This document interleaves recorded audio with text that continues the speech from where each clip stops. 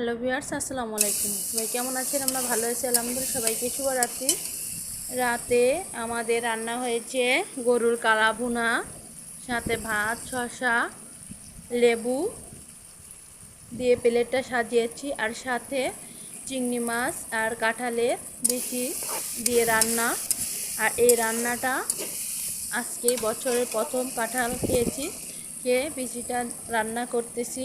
আর এটা আমার বাসার সবাই পছন্দ করে, আর এটা স্বাদ গ্রামের মানুষেরাই বেশি ভালো জানে।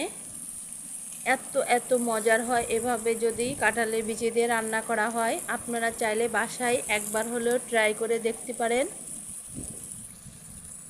এভাবে রান্না করবেন, গরুর মাংসের যেভাবে রান্না করেন সেভাবে রান্না করবেন, দেখবেন খুবই মজা হবে।